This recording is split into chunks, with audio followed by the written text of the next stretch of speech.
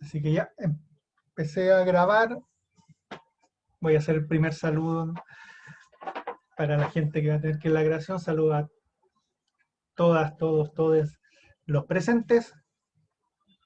Y hoy día la clase de hoy pensaba dividirla en tres partes.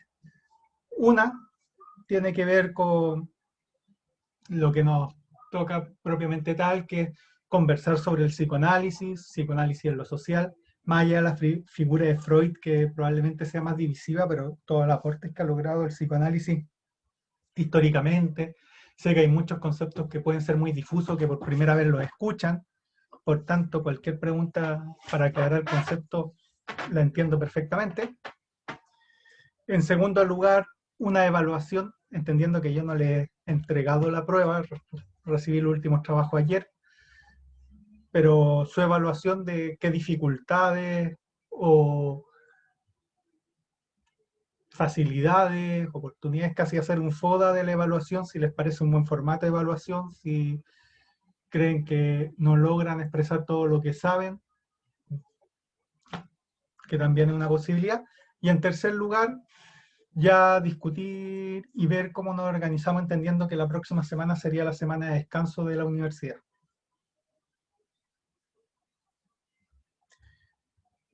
Damaris me pregunta si una autoevaluación, más que una autoevaluación propiamente tal, me refiero, o lo entiendo, Natalia, es de descanso, perfecto, la semana de descanso. Más que una autoevaluación, tiene que ver, uno de los mayores problemas de los formatos de evaluación es que logren recoger todo el conocimiento o todos los aprendizajes que tienen los estudiantes. Entonces, me, me gustaría concentrarme más como en ese ámbito, si les pareció un buen formato de prueba, si les ayudó, si les dificultó. Pero antes de eso, partamos con el psicoanálisis. Hay una... Javiera me pregunta, aparte preguntando si hay una diferencia entre el psicoanálisis y el psicoanálisis en lo social. Sí, no, es bastante parecido a la psicología cognitiva. El sí, no va a ser una respuesta bien de psicólogo, a decir verdad, Javiera, y la vas a escuchar muchas veces cuando me preguntes cosas en clase. Por ejemplo, en la psicología cognitiva, la más psicología social clásica, en general es una psicología cognitiva basada en los procesos cognitivos básicos, que es una forma elegante de decir qué nos pasa en la cabeza para procesar desde el punto de vista cognitivo la información que nos da el ambiente y cómo eso afecta a nuestras conductas. Cuando se dieron cuenta que gran parte de la información que afectaba a nuestras conductas tenía que ver con nuestro contexto y no con nuestra percepción, es que se empieza a hablar de psicología social. Y ahí es cuando uno puede hacer la diferencia entre la psicología cognitiva más clínica de la psicología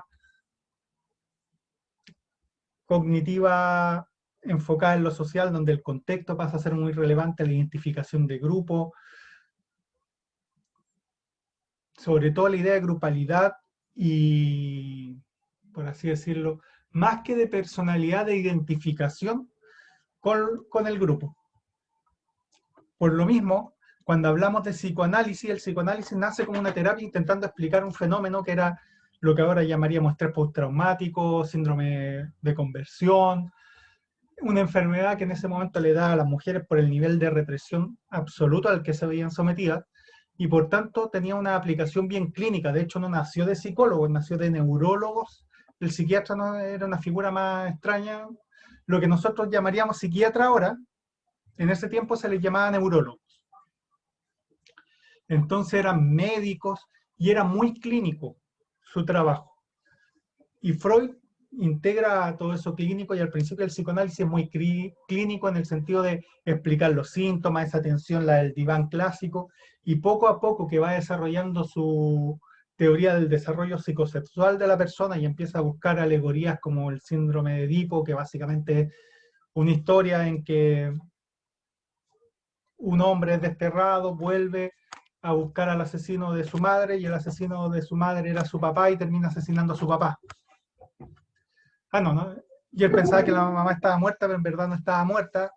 y se queda con la reina, y la reina era su madre y termina teniendo sexo con su madre, que es una historia clásica de la Grecia antigua, y a partir de eso empieza a transfigurar esta concepción más clínica específica, atención de síntomas del psicoanálisis, en un tema mucho más social, mucho más amplia en lo social. Posteriormente, Freud escribe Totem y Tabú como gran libro, y cuando van avanzando los autores, porque muchos autores siguen preocupándose mucho del ámbito clínico, Melanie Klein, Erickson, pero ya Lacan, y antes de Lacan, Jung, empiezan a ver el tema de los arquetipos sociales, empiezan como toda una línea de interpretación de los sueños, y que los sueños son representaciones de la expresión entre nuestro ello, nuestra parte más animal que quiere todo para él y no es capaz de evitar sus deseos, pero no me los puedo reconocer porque son tan asquerosos, tan perversos, que mi persona mediada por esta sociedad que sería el super yo no lo permite, por eso es el inconsciente, y tengo que buscar formas de liberar esa energía que es lo que haría el yo.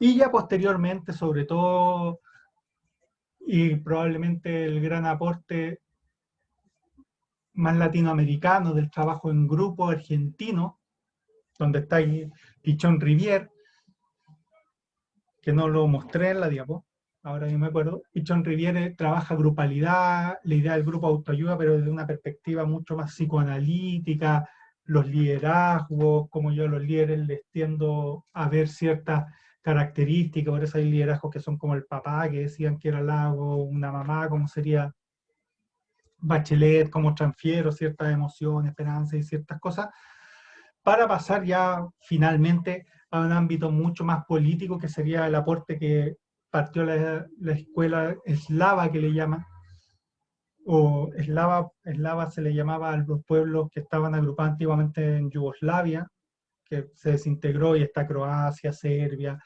Eslovaquia, no, Eslovaquia es la parte de República Checa, Eslovenia, Bosnia y Herzegovina,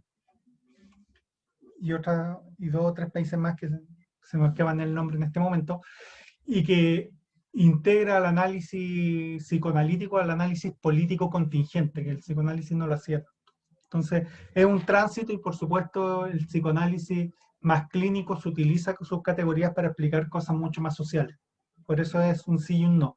No es exactamente lo mismo, porque hay psicoanalistas clínicos que atienden a personas y no hacen, por así decirlo, análisis sociales, mientras hay otros que son como un Slavoj Zizek, como gran figura en la actualidad, que está muy enfocado en el análisis y en la política contextual. Pero entre medio la mayoría de los psicoanalistas, por supuesto que siguen atendiendo pacientes, pero logran hacer utilizar esas categorías, las categorías clínicas o las categorías, por ejemplo, lacanianas del inconsciente, para explicar fenómenos sociales. Espero haber sido lo suficientemente claro, Javier. Profe, Damaris. que yo tenía una duda con el psicoanálisis en lo social. ¿Sí? En la diapositiva usted mostraba como unas características y en una parte decía crisis entre lo dicho y lo subterráneo. Sí. Ya, no entiendo a qué se refiere con lo subterráneo. Y otra duda, arribita de eso decía crisis entre las pulsiones y lo permitido. Yo entendí, no sé si estoy bien, que las pulsiones es como la lucha interna de la persona. ¿Sí? No, las pulsiones, la lucha interna te las provocan las pulsiones. Ah, O ya. sea, las pulsiones son, qué sé yo, Freud diría que, entiendan, Freud, no clasifiquen al todo psicoanálisis por Freud, porque Freud es impresentable en todo ámbito de la vida. Sería una persona que en la actualidad estaría preso incluso por su praxis médica. Y después de eso surgen muchas más teorías mucho más presentables. Pero Freud básicamente centraba todo en la perspectiva del hombre. La mujer era casi, bueno, el espíritu de esa época era casi un mueble. Entonces, por ejemplo, las pulsiones son todos esos deseos que tengo en la vida diaria. Quiero comer, que van desde el quiero comer o me siento hediondo y me voy a duchar hasta quiero tener relaciones sexuales con la primera mujer que pase por... Y las pulsiones son como esos deseos. Y esos deseos son energía, básicamente. Eso es lo que decía Freud. Son energía, y esa energía tiene que ser liberada de alguna manera. Y claro, la sociedad se dice, ya, quieres comer, pero... Y empieza todo en los arquetipos sociales.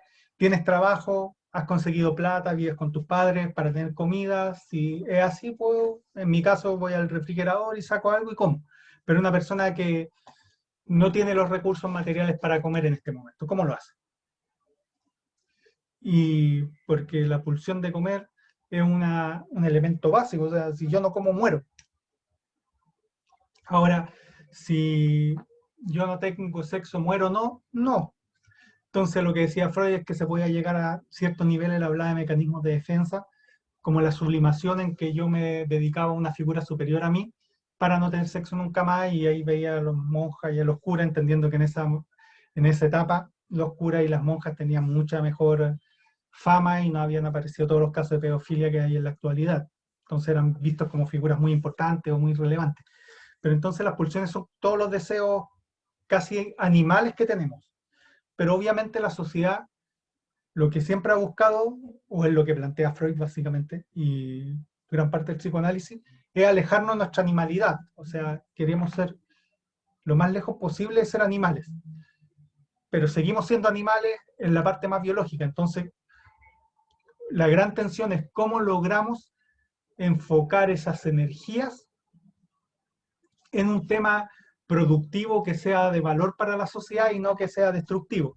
O sea, si quiero un auto que no termine, qué sé yo, consumiendo pasta, robando a mi vecino, a mi propia familia para seguir consumiendo pasta base, sino que mis pulsiones logren ser transformadas socialmente de alguna manera en que sean un elemento que mejore la sociedad.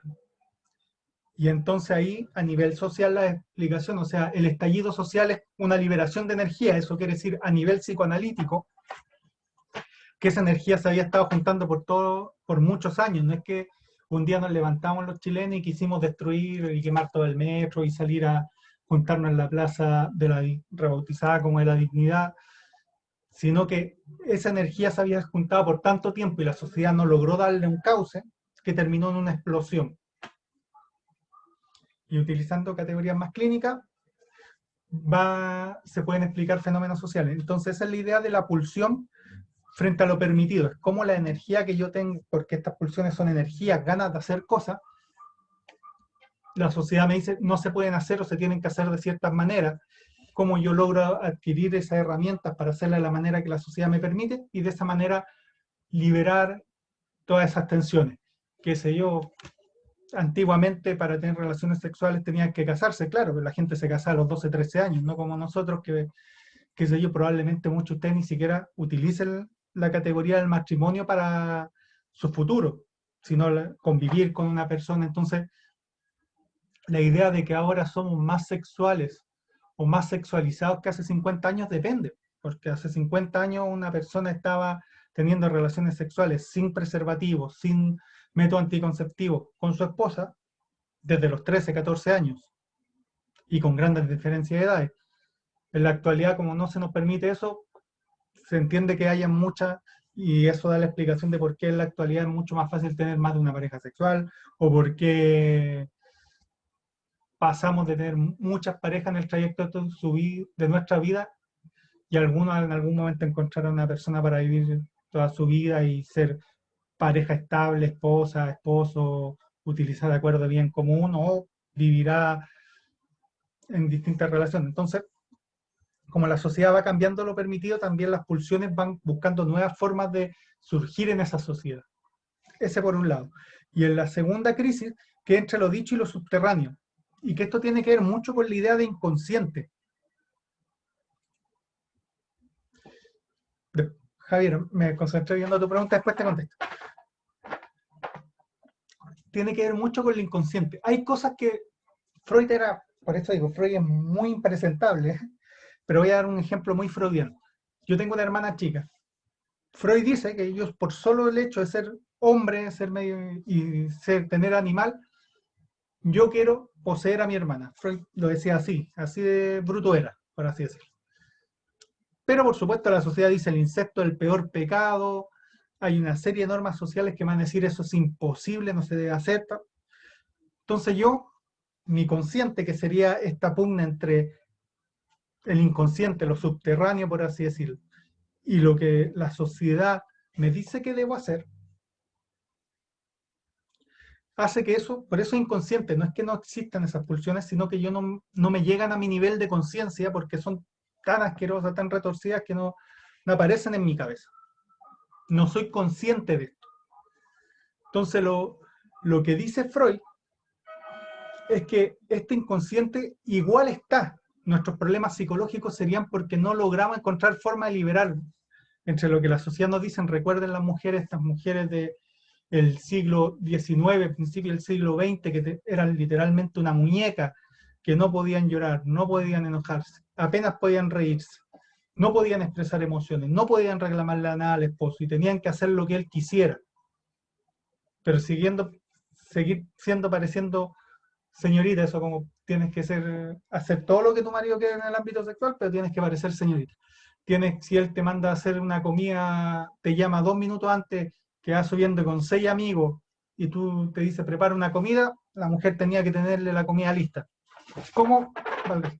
A ese nivel de represión hacía que esas mujeres en verdad odiaran a su esposo, odiaran a los hombres, pero no lo iban a expresar porque era un pensamiento tan loco en esa época, tan imposible de expresar, que no lo decían.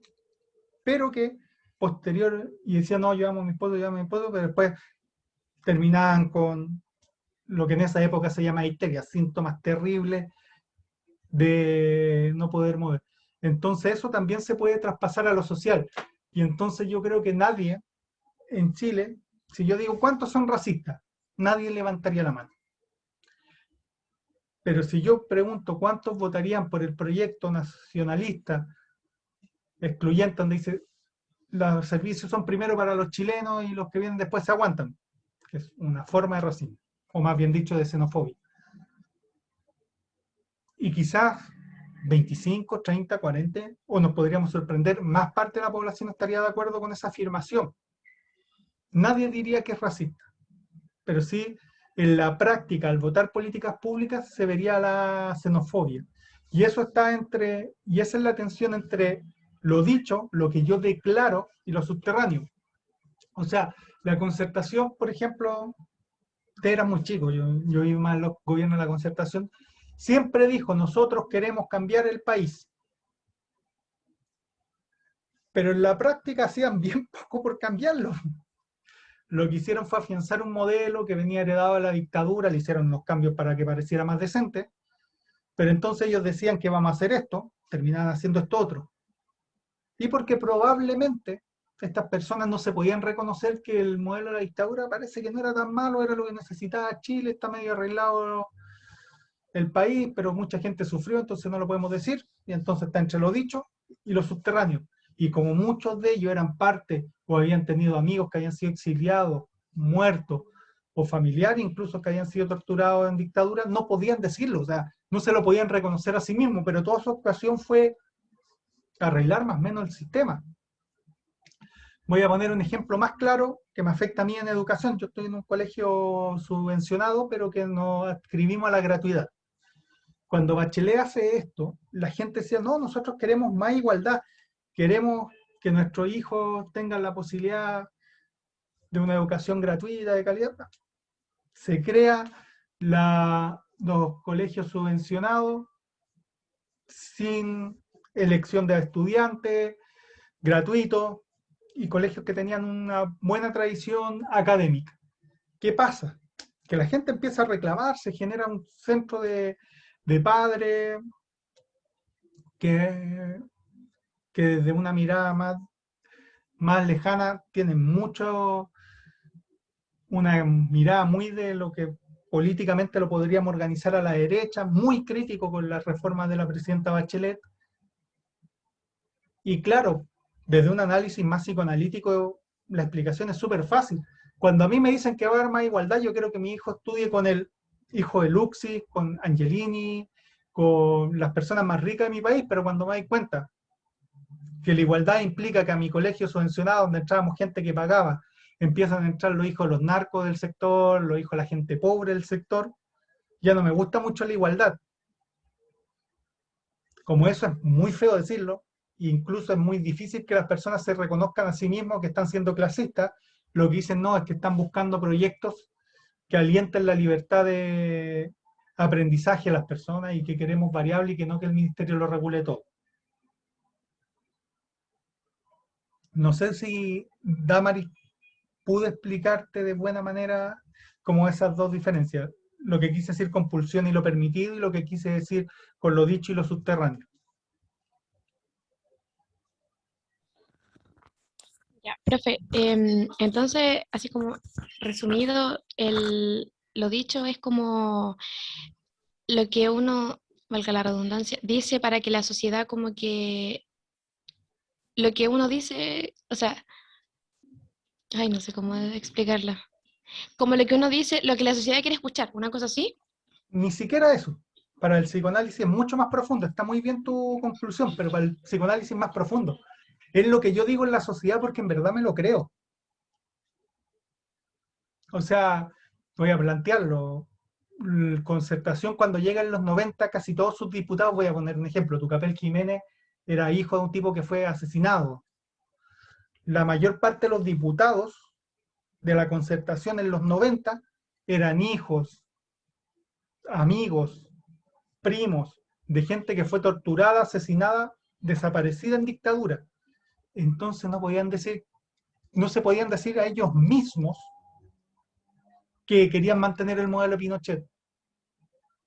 O sea, reconocer, no, yo voy a mantener el modelo del tipo que asesinó o que mandó a asesinar a mi familia. ¿Cómo te dices eso?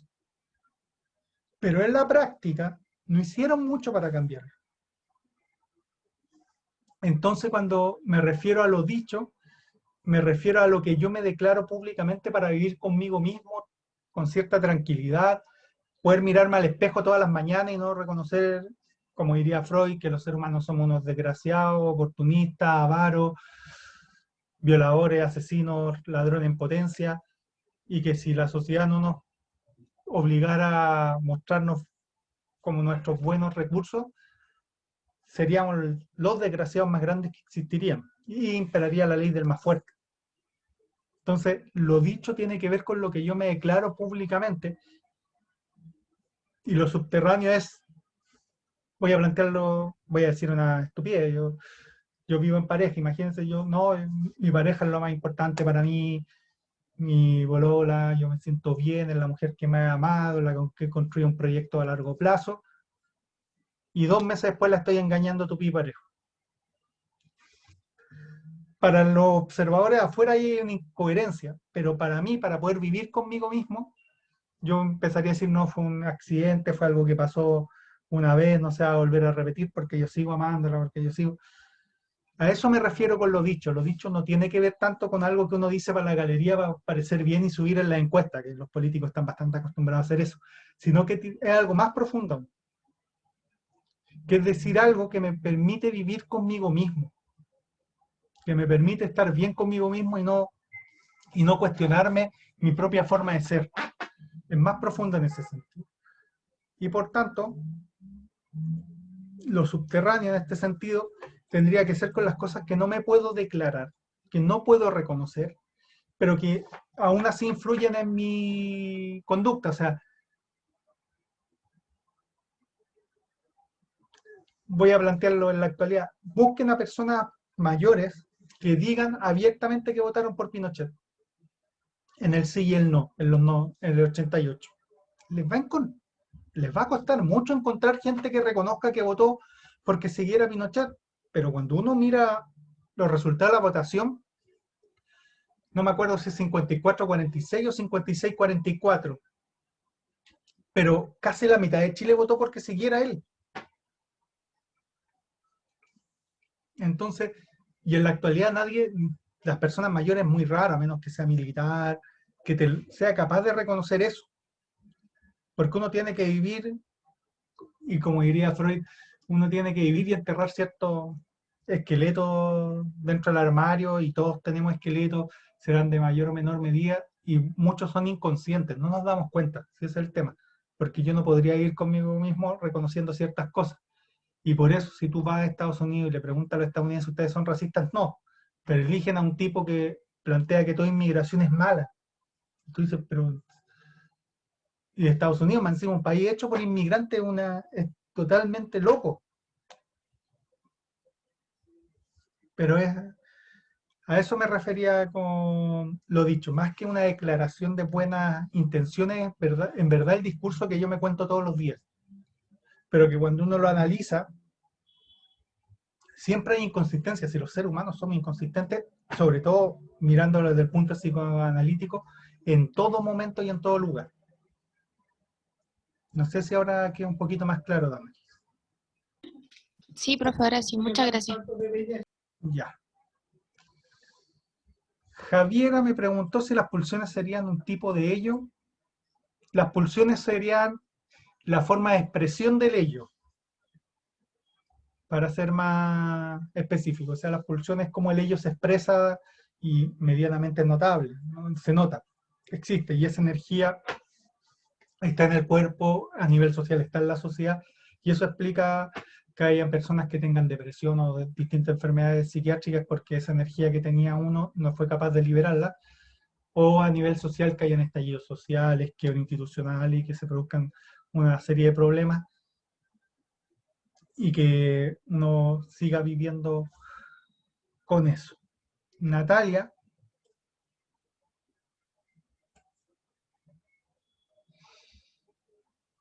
ya probablemente tenemos círculos sociales bastante diferentes, Natalia.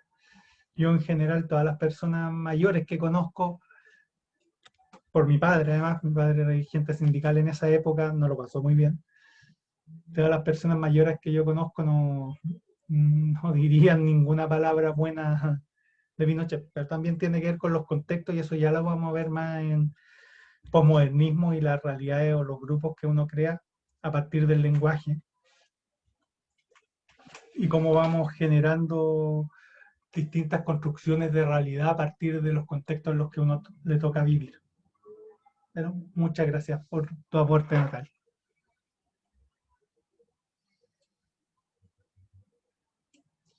Javiera me plantea que es una forma de excusarse con el otro para poder vivir tranquilo independientemente de lo que ha hecho o piensa. Ya, ese es, a ver, Freud plantea, o más bien dicho, el psicoanálisis, no solo Freud, plantea que el inconsciente es mucho más que una excusa, porque una excusa es un juicio de valor que uno hace externo al ver el comportamiento de otro.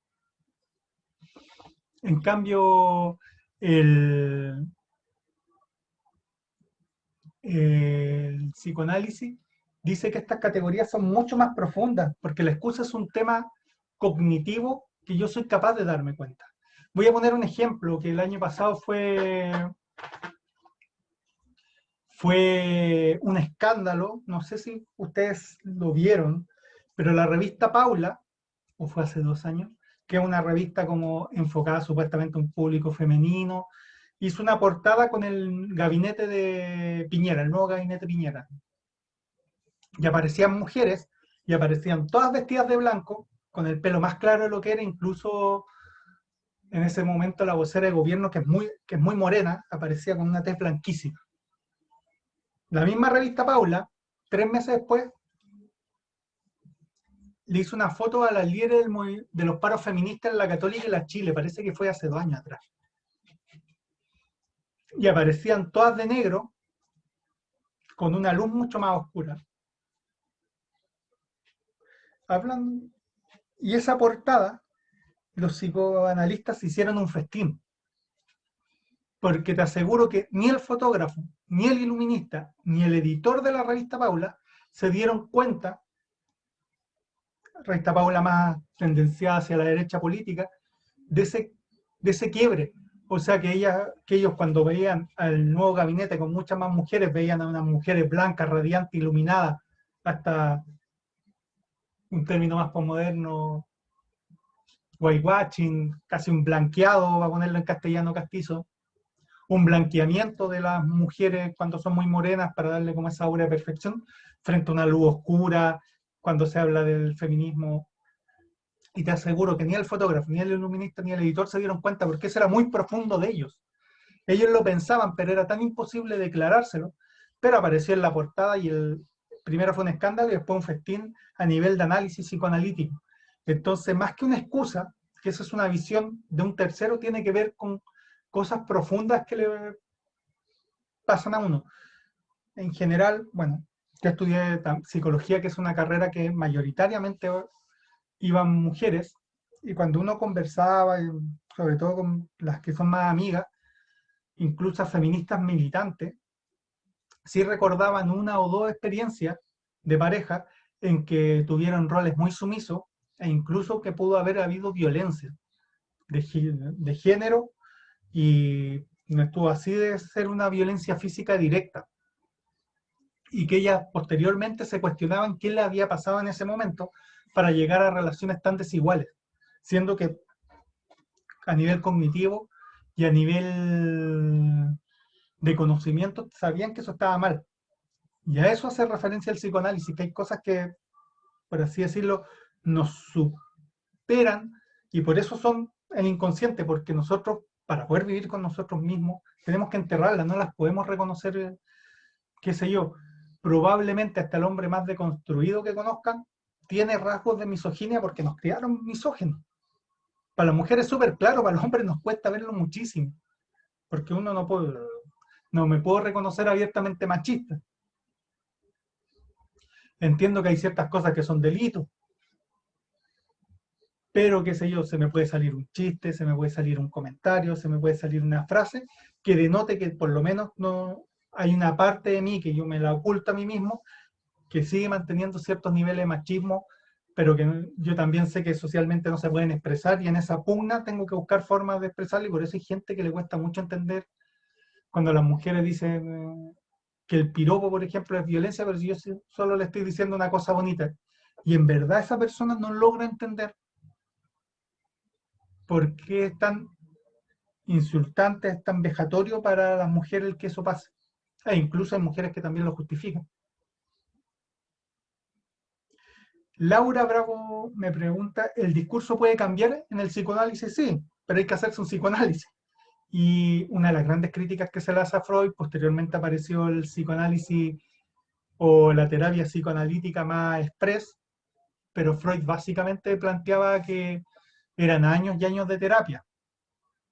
Y de hecho esa idea del diván, en que el psicólogo se pone detrás de la persona, el psicoanalista se pone detrás de la persona con un cuaderno anotando, es porque la persona cuando está acostada y se empieza a relajar, se empieza a dormir y baja, por así decirlo, todas las protecciones cognitivas y emerge ese ello, toda esa parte oculta que uno no se puede reconocer y empieza a salir y dice cosas que de repente hasta, y Freud lo decía y hasta como documentado, que de repente uno en eso dice una cuestión y se llega a despertar porque se da cuenta de la barbaridad que dijo.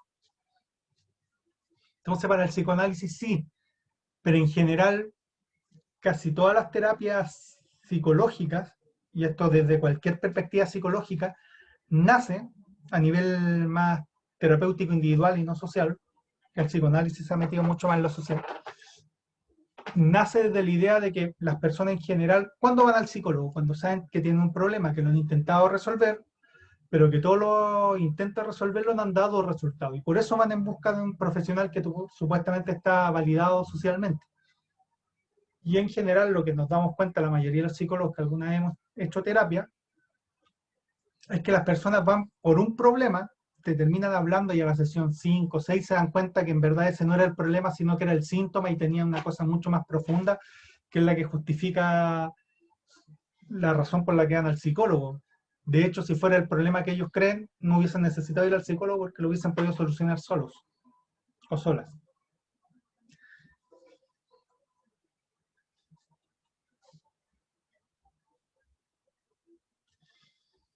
Sí, Pablo, Freud de hecho planteaba, y es como norma en el psicoanálisis, que para ser psicoanalista primero te tienes que hacer un psicoanálisis como mínimo 3 años.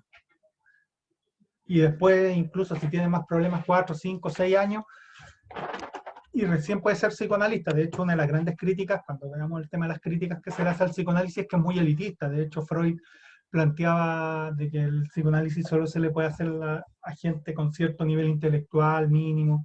Eso ha ido cambiando en el tiempo, por supuesto, pero en su momento era así.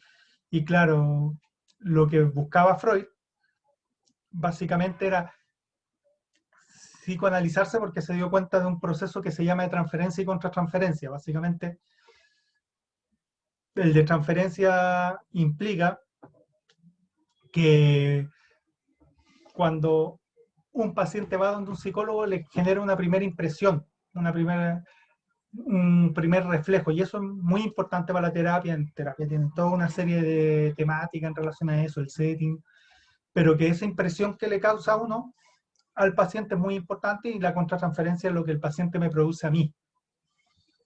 Claro, Freud, ¿cómo lo descubrí? Por eso una de las razones por las que se considera tan impresentable Freud en muchos aspectos es que se dio cuenta que sus primeras pacientes se enamoraban de él. Freud no tuvo mucho escrúpulo y tuvo relaciones sexuales con esas pacientes. Pero después se dio cuenta que cada tercera, cuarta, quinta, sexta, séptima, Freud no era exactamente el tipo más agraciado del mundo, pero, era, pero en ese momento se dio cuenta de que, a ver, imagínense esta sociedad donde la mujer era casi un mueble. De la noche a la mañana un hombre culto, inteligente, te empezaba a escuchar y responder en relación a los problemas, y las mujeres podían hablar libremente de sus problemas. Era un galanazo. Si todos los otros hombres te trataban como quieto y llegáis con un tipo que más allá que no era muy agraciado físicamente, te trataba como persona, pasaba a ser el Brad Pitt de la época. Y ahí se dio cuenta que existía toda la transferencia, que tú a los pacientes les produces algo, y en la actualidad si un psicólogo se acuesta o tiene relaciones sexuales con su paciente, sea hombre o mujer, es un delito y pierde la licencia. En esa época Freud no tuvo ningún empacho en hacerlo.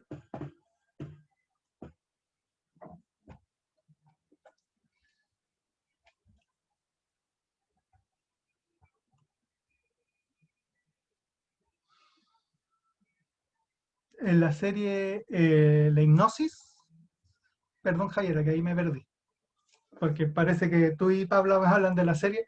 ¿Me plantean la hipnosis que lo hacía Freud o el acostarse con las pacientes, el tener relaciones sexuales, en verdad, no acostarse, tener coito, sería el término técnico, en verdad? La relación Sí. sexual implica más que el solo coito.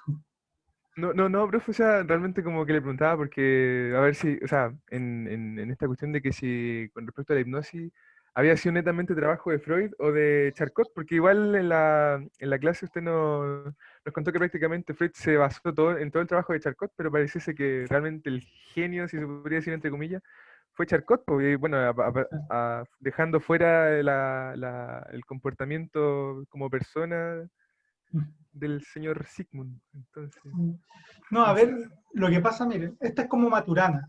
Maturana, cuando él hace el árbol de la vida y habla del socio o el constructivismo, no sé, socioconstrucción, el constructivismo, y gana miles de premios y pasa a ser uno de los pensadores más importantes ahora que murió, y de hecho lo vamos a ver en la clase relacionada con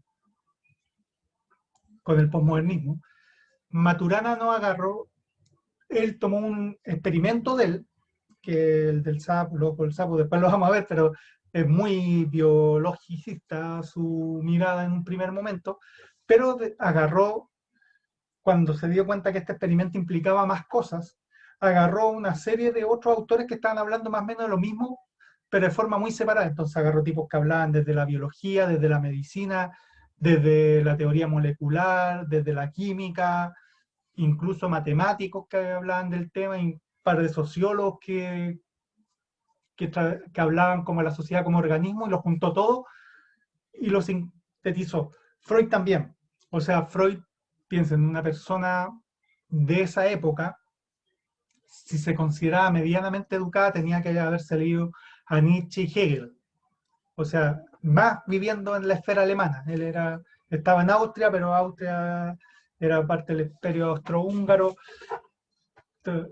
Entonces, en esa esfera, leerse a Hegel y Nietzsche era básico. y por tanto, si, para entender a Hegel y Nietzsche tenías que leerte todos los filósofos occidentales, partiendo por Platón y llegando, qué sé yo, a Santo Tomás de Aquino, y entrar por toda esa línea. Entonces Charcot tenía algunos trabajos, y no solo Charcot, Charcot es como el más conocido, pero estos fenómenos de la histeria propiamente tal, que por supuesto después pasa a llamarse de otra manera,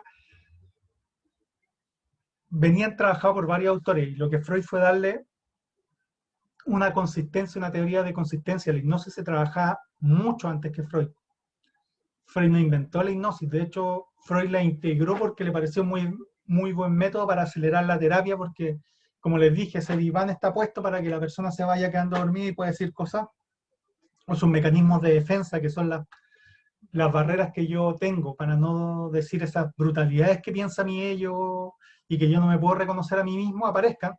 La hipnosis te lo reducía mucho antes. Si te quedas dormido puedes decir cosas, viajar a lugares o tener distintos pensamientos de formas muy diferentes a la terapia tradicional, y eso podía apurar los fenómenos.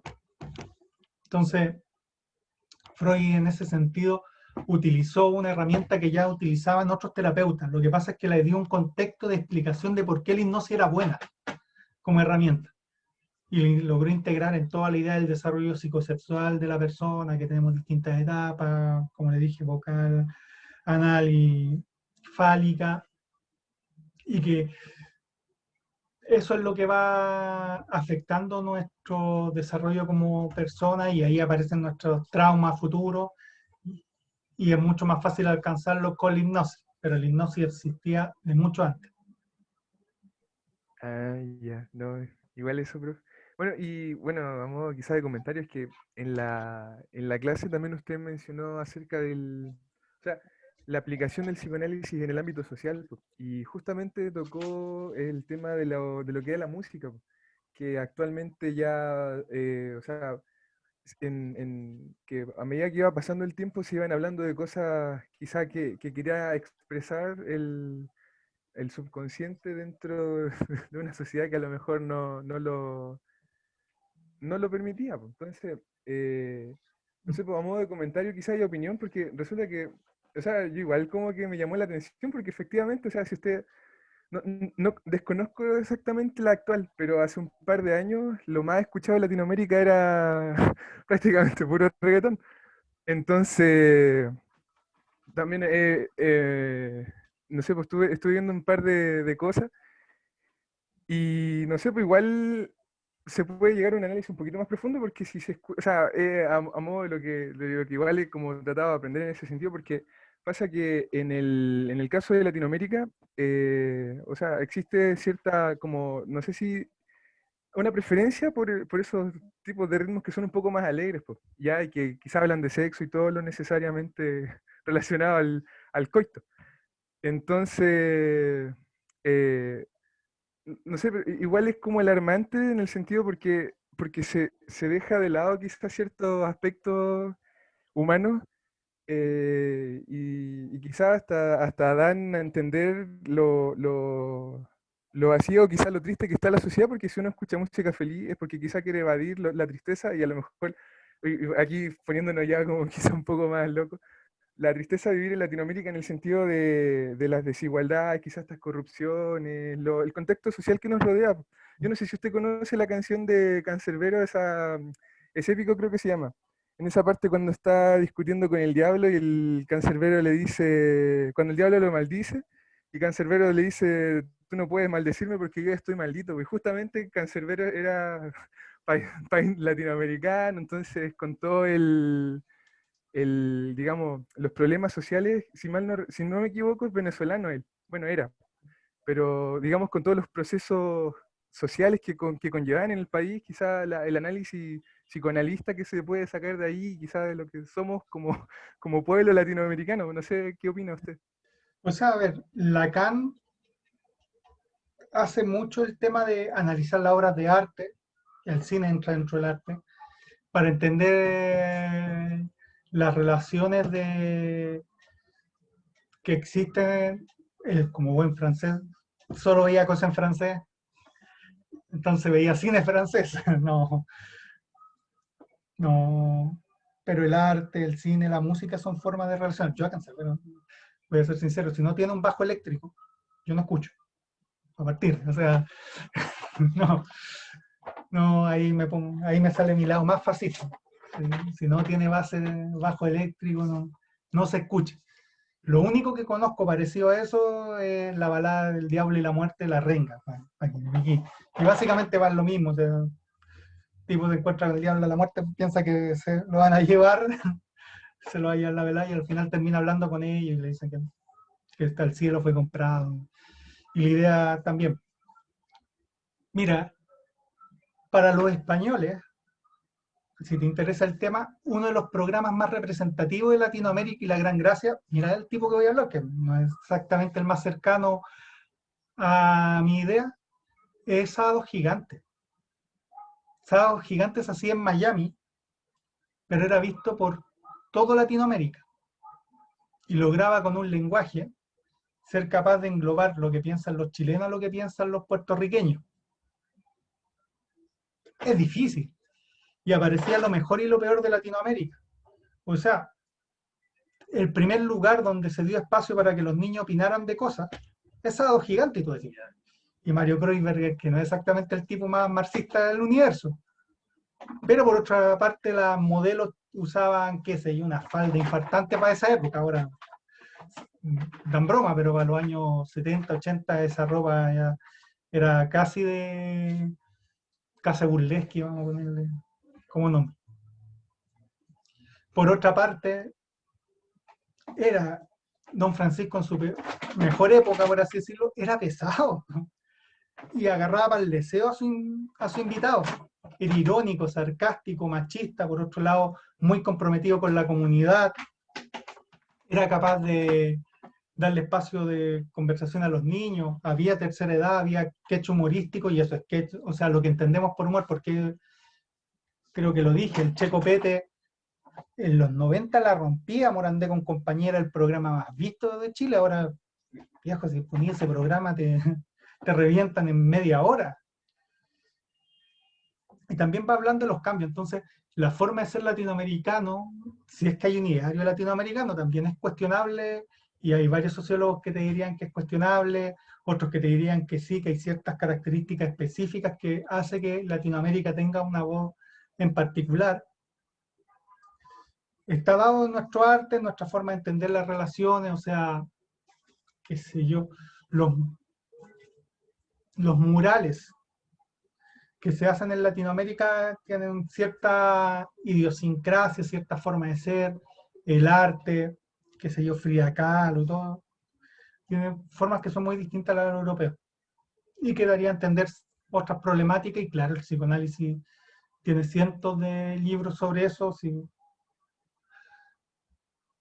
¿Cuál es el primer libro de Zizek? De hecho lo tengo por ahí, lo leí hace varios años. Pero el primer libro de Slavoj Zizek no se trata de política, sino que hace análisis político a partir de las películas más famosas de la historia. Y él es un crítico de cine, y a partir de la crítica de cine desde una perspectiva psicoanalítica logra ver problemáticas. Por ejemplo, a ver, ¿cuál es el estilo de película más gringo que puede existir y que habla más de la forma de pensar del estadounidense? Es el western. Las películas de vaqueros. Y probablemente la mejor película de vaquero de la historia es A la hora señalada, que es básicamente un sheriff que luchaba contra los malos, que eran los asaltantes, pero que en un momento llega un grupo de asaltantes que se quiere vengar de él y le dice: a cierta hora, tal día, vamos a venir y matarte. Y él va, y toda la película, una película lenta en ese sentido, va casa por casa pidiendo ayuda. O yo los defendí, ahora defiéndanme a mí, o ayúdenme, y nadie quiso ayudarlo. ¿Y quién lo ayuda? Una mujer que era una prostituta, y la idea de la redención de la prostitución a partir de la justicia, un cura curado que había perdido toda, no pastor, porque no era un cura, un protestante, que había perdido, como su noción estaba perdida de Dios, y aceptaba ayudarlo para hacer una última cosa buena, a ver si volvía a encontrar a Dios. Pero ahí está la esencia del norteamericano: hay que hacer las cosas bien, no te lo van a agradecer, ese individualismo, yo hago las cosas correctas por mí mismo, no debo esperar nada del otro. está todo concentrado. Por ejemplo, una forma de análisis. Entonces, sí, en el arte se utiliza bastante y los psicoanalistas utilizan, qué sé yo, hace poco Constanza Michelson subió en The Clinic, tiene una columna, ella es psicoanalista, y intenta explicar el fenómeno de Pamela Giles a través de la idea de lo cookie, que sería una versión menos exagerada de lo kawaii japonés. Por si te interesa, ahí hay distintos elementos. Ay, ya pues, profe, muchas gracias igual por los datos, los voy a ir a anotar. Ya. No sé si hay alguna otra duda, consulta, ya que ya no voy a pasar de la hora, en relación al psicoanálisis.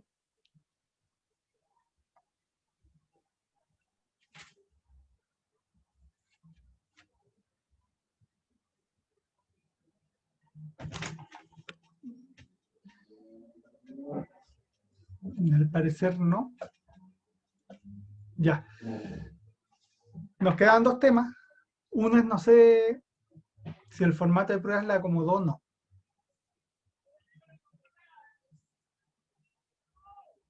Sí, profe, al menos en mi grupo estuvo súper cómodo. Perfecto. Damaris también me dice que sí. O por lo menos tiene el pulgar hacia arriba. Supondré que haré la interpretación. Un comentario, igual a mí con mi grupo nos ponía nerviosa como la extensión de página. De hecho, 4 se nos hizo poco, por eso le mandé el correo si podía hacer 5, y tratábamos de reducir la respuesta y no podíamos más y no sabíamos qué hacer. Así que, pero no, todo lo demás súper bien. Ya, perfecto. Me alegro y que si se aumentó una página más, hayan podido tener una buena respuesta. Voy a ver, después con las notas hablamos. Pero espero que le haya ayudado. Ana también me plantea que la idea de que utilizaran ejemplos parece que fue o les facilitó la prueba. Interpreto eso de lo que me plantea Sana. Ya, perfecto.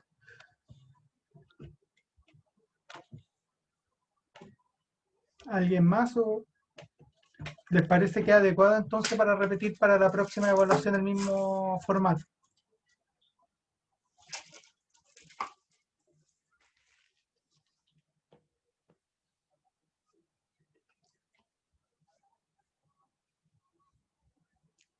Y a Damaris también le gustó que se hagan preguntas basándose en su carrera. O sea, mi idea por lo menos es que estos conceptos logren integrarlo como a prácticas de su futuro vida diaria, entonces por eso es que intento hacer la relación entre su carrera o su expectativa a futuro como terapeuta ocupacional. ¿Algún otro comentario? Si no, tendríamos que ir al último tema que tiene que ver con la semana de descanso. Yo tengo programado hoy día dejar, o sea, no hoy día, el miércoles, subir el video de...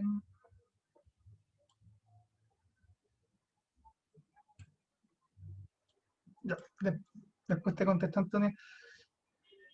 Voy a intentar dejar esta semana, el miércoles, subir nuevamente la cápsula y ahí ustedes tendrán, si la leen esta semana, ojalá no lo hagan en su semana de descanso, para el lunes subsiguiente partir la clase. Así que eso era avisarles de eso. Antonia me dice que la cápsula de la semana, cuando haya evaluación, podría ser un poco más corta. En mi cabeza era más corta, yo según yo era media hora, después me di cuenta que casi llegó a la hora, lo tenía en consideración, pero no fui capaz de hacerlo, así que voy a intentar mejorar eso, Antonia, para la próxima evaluación. Sí, la Tamari. Perdón, para terminar, Antonia, la próxima voy a intentar que la cápsula sea más corta y fijarme más en los tiempos. Y Damaris me pregunta que la cápsula de esta semana será para el 24, sí. Si el próximo lunes ustedes están de descanso, que se lo merecen dentro. Sé que es difícil tener clase en estas condiciones, así que la entiendo perfectamente.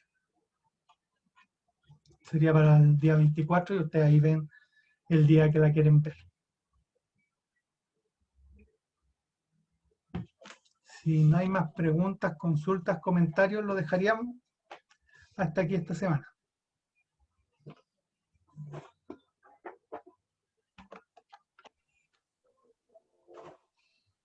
Ya. Gracias, profe. Entonces eso voy a dejar de grabar. Voy a subir el video. Vamos a dejar subiendo el video para que esté hoy día disponible en el mundo. No, yo siempre les digo, su participación me ayuda y me hace más fácil hacer la clase. Así que un gusto trabajar con ustedes y Chao, para profe. ayudar en su aprendizaje. Cuídense y nos vemos en 2 semanas más.